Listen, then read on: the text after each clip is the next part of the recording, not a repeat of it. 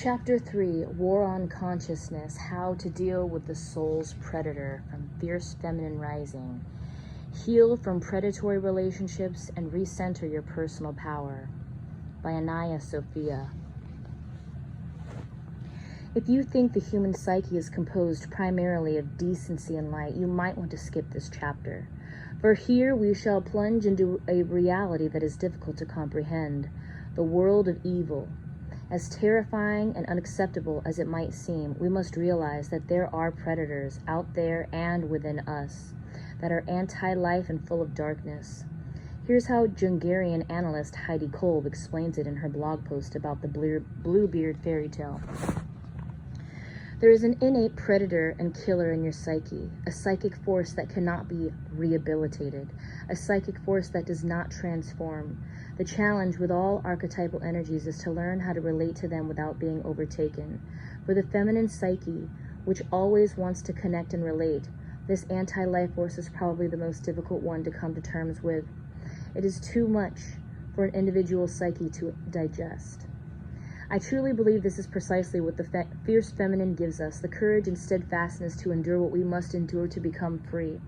It is precisely here, in this subject, where the mind is most enslaved and too afraid to face.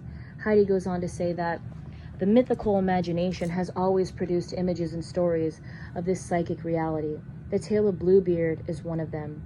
Fairy tales are simple and pure expressions of collective unconscious and offer a clear understanding of universal patterns in the human psyche. Just like a dream, a fairy tale is not to be taken literally. It depicts the dance and the dynamics between the two grand archetypal forces, the masculine and the feminine, as they manifest in the collective as well as in the individual psyche.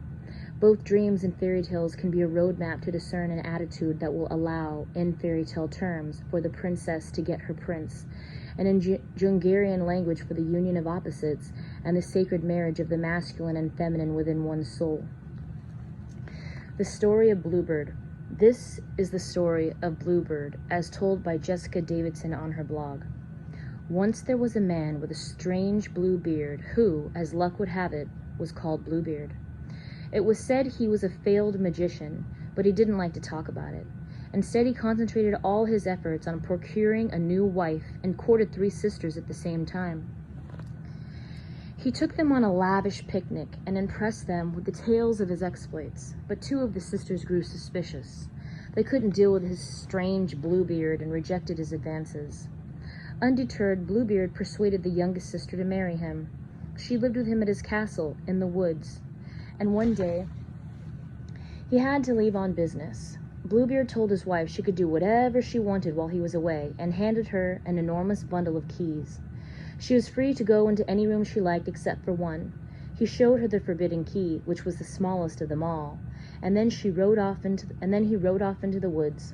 She invited her sisters over, and together they explored the castle, opening doors and rifling through cupboards. They found a door in the cellar that fit the tiny key and flung it open without a thought. One brought a candle and held it into the room. The horror! Piled in the corner were the skeletons of all Bluebeard's previous wives rotting in the dark, the floor slick with blood. The sisters screamed and ran away, but the wife just stood there, taking it all in before noticing the key was stained with blood. She tried to wipe it on her dress, but more blood poured from the tiny key. She tried everything she could to stop the flow, but it wouldn't stop. Finally, she hid the key and tried to forget what she had seen. Bluebeard returned home and asked for his keys back, and immediately noticed one was missing. Enraged, he dragged her to the cellar and opened the terrible door, determined to add to his wife collection. But she pleaded with him to allow her time to compose herself and prepare for death. He agreed and gave her 15 minutes, more than enough. She ran upstairs and called her sisters to look out for her brothers, who were at this very moment racing to her rescue. She knelt and prayed while her sisters watched the horizon. Soon they heard Bluebeard coming up the stairs, roaring for his wife to come to her doom. At that moment, her brothers arrived and ran into the castle. They drew their swords and hacked Bluebeard to pieces and left him for the buzzards, who were most grateful for their feast. Bluebeard is alive and activated in the outer manifest world. In his densest form, a person. Usually, but not always, a male becomes identified with Bluebeard's energy and manifests as a serial killer. Yes, they do exist. Or a rapist, or as a human trafficker, or, as in my case, the predatory spiritual teacher. Many of his victims don't live to tell their story, or they remain silent because they are too afraid to speak up. This, in my opinion, is a spiritual death and a travesty. Being silent when the truth needs to be spoken is what the predator relies on for the furtherance of his or her agenda. Even more prevalent is the sadistic, wife-beating husband. Sadly, in most societies, this kind of abuse is still met by turning a blind eye and saying nothing. We have been conditioned to think that it's wrong to interfere with other people's marriages, and that what goes beyond closed doors is none of our business. That is the trap. That kind of thinking is precisely how this depravity continues to take place in our communities. Finally, in the UK, after all these centuries, domestic and emotional abuse in marriages is now classified as a serious crime that comes with a 5-year prison sentence. We want to be wise and not make the mistake of thinking Bluebeard is always a male aggressor. Women are equally capable of allowing this Bluebeard energy to work through them. All forms of excessive and repetitive emotionally abusive behavior is a sign you are being used for dark manipulation. There is a violence that can be inflicted on a woman or man's soul, which draws blood, not from the physical but from the subtle body. This injury can be even more devastating than its physical counterpart. Sadly, it's ignored or played down by society. The emotionally abusive person is often a pathological narcissist, unwilling and unable to genuinely feel for anyone, including their own feeling self, although they can be sentimental and whiny when it comes to their own needs, because they are disconnected from a nourishing center in their psyche. They always put themselves and their ego into the center of their lonely universe. Their alienation from the source forces the pathological narcissist to take more and more drastic measures. They violently seek to pierce through a reality that will fully support them. That often leaves a trail of blood and corpses, sometimes symbolically, sometimes literally. It is horrifying in both instances. Going back to our Bluebeard tale, our naive heroine who fell for the deadly charmer survives, and Bluebeard is dismembered and killed. But if a fairy tale is a map, what do we learn about the right kind of attitude to escape Bluebeard? A few things stand out for me. Naive as the young woman may be, she is not submissive and obedient. It is her disobedience that in fact allows her to survive. In this tale, she must become a warrior for life, and then lie to the liar. Like is cured by like. When she opens the door to the torture chamber, she truly sees. She does not escape into fantasies, as so many women in abusive relationships do. It won't happen to me. He really loves me. He will change, and so on. Nor is she plagued by feelings of paralyzing shame for having been so terribly betrayed, an irrational but all too common response to abuse. When she sees, she knows, and there is no more turning back. Another question we must ask is this: why did Bluebeard give the key to the forbidden room? Was it to test her fidelity to him, or to see whether she had a mind of her own? Or was it so that she could open the door, giving Bluebeard, A, the excuse to kill her, or B, the realization that she knew her own mind?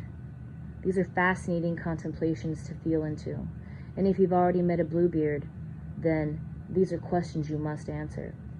Our willingness and strength to face the truth are activating positive masculine energies in us, which manifests in our own ability to serve the ties of a Bluebeard's seductive charm. Bluebeard's power is fading. His dismemberment has begun. Our own inner masculinity is gaining muscle, which the fairy tale depicts in the sudden appearance of brothers who put an end to Bluebeard. As an archetypal force, Bluebeard would not disappear. He has no more hold over this woman. Davidson goes on to dismember the story of Bluebeard. Bluebeard's victim, the youngest sister, because she's naive enough to fall for his superficial charm. As a young girl, she represents innocence and the creative potential of life. So, she could also stand for the soul itself, since this is the object of the predator's murderous intentions. We can encounter the predator internally as part of our own minds, or externally as part of normal life. He comes in all shapes, but whatever form he takes, the predator is always a light stealer and consciousness killer. The young and the naive are prime targets, although we can still get you when you're old if you don't know what to watch for. Girls and women are particularly open to abuse because they're societally and culturally trained to be nice and conciliatory and smile. Losing touch with our instincts can also make us easy prey. When this happens, you're too easily fooled by the surface of things, too willing to overlook the strange Bluebeard that makes you uneasy. You collude in your own downfall, whether through naivety, stupidity, cowardice, laziness, loneliness, greed, lust, willful rebellion, peer pressure, fantasy, or cultural norms. Innocence must be outgrown. It's a harsh lesson, but a necessary one, and perhaps the soul engineers the whole thing, as we'll see. So through innocence or willful blindness, you've jumped into bed with the predator, but there's still a part of your psyche that understands what's going on. This is represented in the story by the two older sisters. Even when things are bad, there's usually a part of you that knows where you went wrong and what to do about it.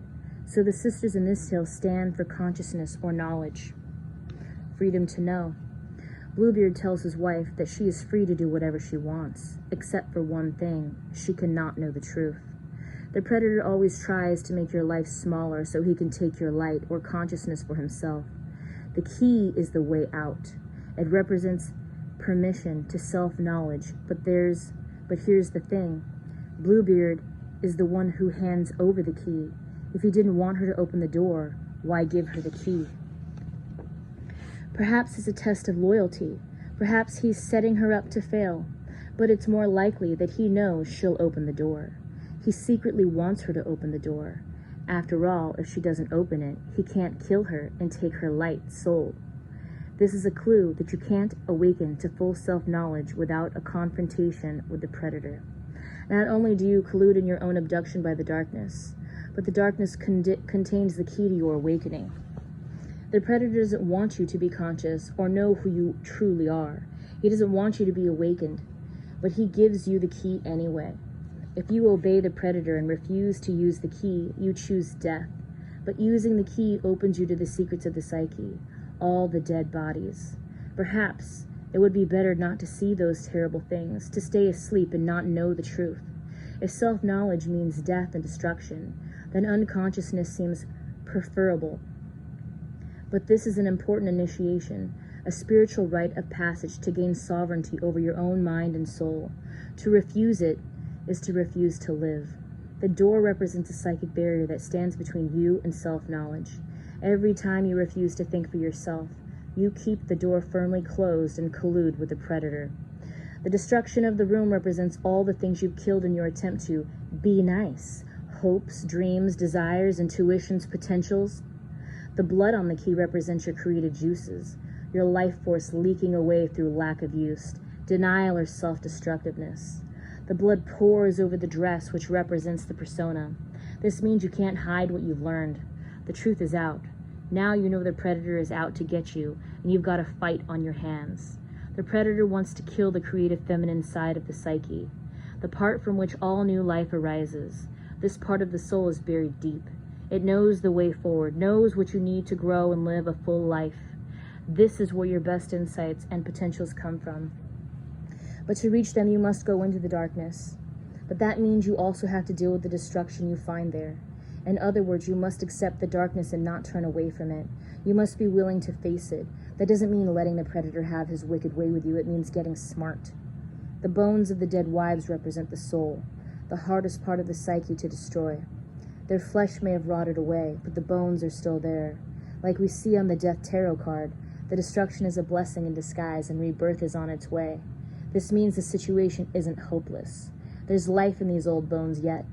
The soul is reborn through consciousness by becoming awake to the truth and breaking the habit of ignorance. Resurrection, if you'd like to call it. I added that one in. Poison becomes medicine. The wife pleads for time to prepare for death, and the predator strangely agrees.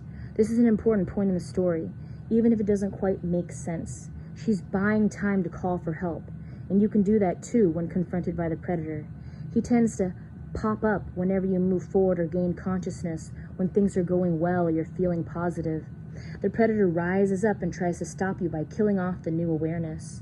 He throws cold water over your hopes, like an evil bucket challenge, but you can learn to step out of the way.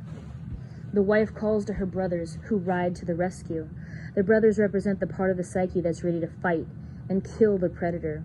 It's a fierce, self-protective energy that acts in the face of anything that would destroy you. It doesn't have to be masculine, has nothing to do with gender. Bluebeard is dismembered and eaten by birds. This shamanic image hints at a deeper meaning. He's not just killed and forgotten. Finally, the part of the psyche that doesn't want to die, which is the reason he's a failed magician and going about stealing light, is transformed. He isn't annihilated, but absorbed back into the cycle of life. The carrion birds are soul carriers and sin eaters who carry the immortal soul to the other world so it can be reborn. In terms of the individual psyche, the predator is recycled. His energy is redirected and transformed into something useful. In practical terms, what this means is that you refuse to agree with the predator when he puts you down. Don't allow yourself to be sidetracked or undermined or devalued. Refuse to be silenced or blinded to the truth. Sidestep the bucket of cold water. You fight the predator with more consciousness, more awareness, and use his energy for something positive and life-enhancing. So you could take his rage and use it to burn through all the things you no longer need, or pour it into your creative work, or take his trickiness and cunning and use it to be more discerning. As with vaccinations, where a tiny bit of the poison is used to inoculate you and trigger an immune response which heals the body, you take the poison of the predator and transmute it into medicine. To free yourself from the power of the predator, all you need to do is see it for what it is. In other words, look at how you collude with your own unconsciousness and create your shadow. Face your fears, think for yourself, and refuse to give away your power. All easier said than done, but you already have the ultimate weapon at your disposal. Your true nature, your deep soul wisdom, or self knows how to live. When you're in a potentially dangerous situation, she's the one who whispers in your ear, "Stop being so nice. Stop smiling. And, can't you see he's got a knife?" She is also the birds that sing when you need cheering up, the sun that comes out at just the right moment. And on the day you decided to give up for good, she's the dog that appears on your path and makes you laugh and change your mind.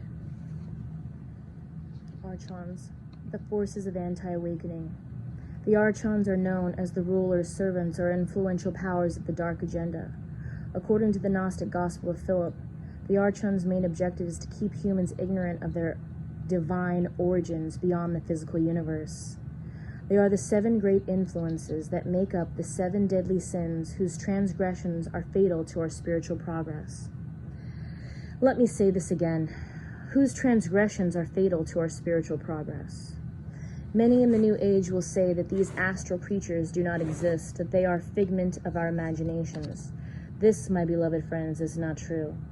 There are plenty of things that exist inside and outside of us, and these agendas, or these agents of chaos, are real and are close at any given moment. They hold the world of control in place by invoking thoughts that create emotions that result in actions. If we are not aware, we become their puppets, their playthings motivated by fear and tension. The Archon answer only to their creator, something far more destructive than we could ever want to know. It's not worth going there. It's too big, too ancient, and too everywhere. But what we can do is relinquish the archonic ability to hook into our minds and orchestrate our lives in its favor. Archons. When we become super aware, we can sense them coming in.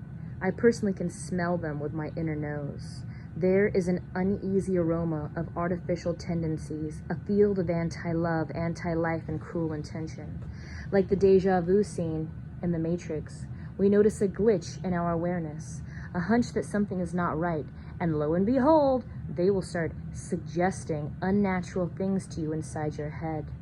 Now, before you go off exclaiming paranoid tendencies, take a breath and understand that humanity has been living along these things since the beginning of time. Every great tradition has performed rituals and ceremonies to protect themselves from these influences. At every sunrise and sundown, the Gnostics, Essenes, and Cathars, to name a few, would pray for clear sight, protection, and humility. But for some reason, we have stopped doing that. I think we believe that these things don't exist anymore, or that we've outgrown them. I'm not sure that's such a good thing to be thinking. It is said that the Archons do not carry within them the spark of the divine, that they have been created out of a being who is false, without love, and motivated by separation. It is at this point the new agers jump in to say something like, this can exist. This is not true. This is how the game continues on. The Archon agenda. What do the Archons want? To maintain the world of control? To keep us preoccupied with fear, separation, and chaos, resulting in eating more, buying more, drinking more, smoking more, working harder, taking drugs, pharmaceutical and recreational, creating war, buying weaponry, being hostile, killing off people, killing off animals, killing off land, in other words, manipulating us to be like them, so that we maintain the life they're accustomed to. I was just talking about this the other day. Very interesting. This is not to pass the buck, so to speak, but to inform and bring awareness of our own sovereignty.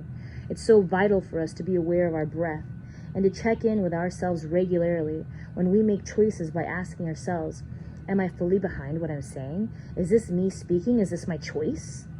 When you notice that the archonic influence might be whispering in your ear, declare from the center of your heart, I am a sovereign being, and you have no hold on me. I'm not part of your world, and you have no power over me. Breathe steadily and deeply. Choose love, choose life, choose goodness, and it will pass. Maybe we have come across a person being taken over by an Archon. The level of rage, insanity, destruction, and mayhem is inhuman.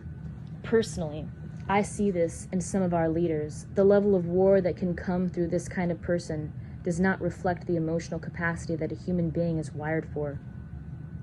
It surpasses everything we've ever seen. And so, if we have met one, we will know it. Archons cannot be saved. Archons cannot be healed. Archons are not to be messed with. I respectfully acknowledge their presence in either myself or others and pray for their passing. Rather than go to war with these beings, my path is to choose my sovereignty and to align myself with courage and humility to come to prayer and goodness. This is not something I take lightly. It is a real and vulnerable moment, a real choice between life and death. Back in the day, we would have called them evil spirits. But what we must realize is that as we have grown, they have grown. And I sense their mission now is to sabotage and halt our progression toward awakening. So true. There's so much at stake.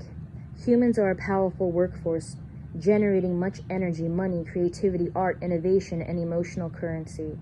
If we are able to take back our power and guide it toward a destination of our choosing, which we can and must do, then a whole new level of existence will come into view. If, however, we stay as fodder for the Archons, then I suspect we and they, along with their creator, will eventually annihilate ourselves, because that is all that can happen. Perhaps by witnessing our beingness of sovereignty, our choosing of goodness by taking back our power of choice, and being fully and radiantly in our hearts, they too will one day opt to serve something else. I don't know, but I will give them the benefit of the doubt, if there is such a thing. I often wonder whether our current spiritual fascination and pastime is part of the dark agenda. In my observation, it attempts to physically cripple us in so many dangerous ways. False spirituality, narcissistic teachers, toxic practices, and specialness of being in an inner circle have made up the hubris that we have called the spiritual path. This is not spirituality. This is a trap, and a deadly one. This kind of environment feeds the spiritual ego, and this is a place where many of us have ended up or will soon. It takes quantum amounts of humility and softening to step out of this place. Sometimes the only way is a very severe collapse and falling apart of both the structure of the community and the coming to terms with the illusion in your own self. A spiritual mist created by the dark agenda. Here is the great manifesto of false spirituality. Have a read through these recognizable statements and tread carefully when you hear someone saying these are absolute truth. There is nothing outside of us. untrue. There is plenty outside of interfering, influencing, coercing, and tampering with our perception and reactions. There is a whole host of influences with us at any given moment. We are all one. Maybe this is true in the long run, but to discover that it is true in the now, we must develop our eyes to clearly see the agendas and distortions being placed over us, and then decide whether we want to be one with that or not. Nothing outside of you has any real power. Oh, yes, it does. It does. But unless we truly know there is no spoon, as the young boy states calmly to Neo in the Matrix, we will be bombarded with agents that interfere and usurp our power, and we won't even know it until we do. It's all love. Maybe. Until we have completed this journey and have fully restored our wisdom, there are many steps and stages along the path that are anti-loving, anti-awakening, and agents of false truth and false humility. I personally do not believe that these qualities have anything to do with any form of love I have ever come across. There is no truth to be found out here.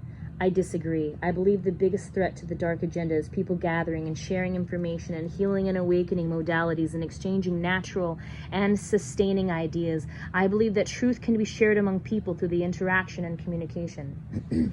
And that is exactly why they've been separating us through this COVID-19 bullshit. FYI. It's been a lie the whole time. They don't want people getting together in large groups and exchanging ideas and thoughts and feelings and realizing that we all feel the same way, that COVID-19 is a fucking hoax. I mean, as an entirety, it's a hoax. I mean, yes, people got sick, but the idea of COVID-19 is a scare tactic. And you want to know what? It's really fucking scary. They don't want us to hang out and exchange ideas because it did kill people. The only way to create fear is to find a reason to make people fear them. And I'm pretty sure that death is the scariest thing out there for people. Anyway, all negative observations are projections, perhaps, but perhaps not. If we believe and live like that, we shall be rendered an ineffective, passive, and impotent fence-sitter in a time when we must be extremely active. Perhaps what we think of as a projection is, in fact, genuine and accurate intuition.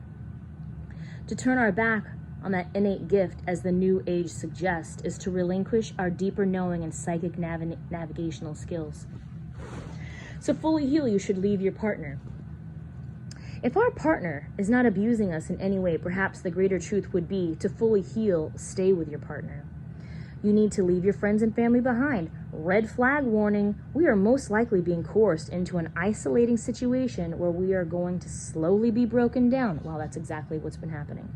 There may be a time where we would be wise to step back from friends and family, especially if we have become enmeshed. But this is done in the name of empowerment, a place where you can love and acknowledge them more, not less. I can heal you if you have sex with me. This is the one that has hoodwinked so many. And this is the most dangerous one, because now we are adding more trauma and more wounding to a person who is already in a weakened and fragile state. No matter how attractive, how magnetic, how powerful the teacher or any member of the facilitation team, the exchange of sex for healing is not found to be in the hands of men yet. The kind of sex I am referring to here has a dark agenda, an intention, and originates from a negative situation. The act of sex as a healing modality is a true offering and can indeed lead to profound wellness and healing in the entire being. But the one who cleanly gifts such a thing is a very rare and precious find. Within our inner and outer reality, there's a whole host of forces and influences being orchestrated that can at times be clearly seen, but are mostly felt. There are the agents of the dark agenda whose job it is to keep us inactive and fearful by encouraging us to give our power away to the agents that come in via our thought forms, mood swings, movies, music, digital technology, and most of all, social media. The fierce feminine rising is the biggest threat to the dark agenda because her natural response to gather together, to communicate, to share, to cross-pollinate, to encourage, to heighten, to inform the direction of our genuine spiritual awakening.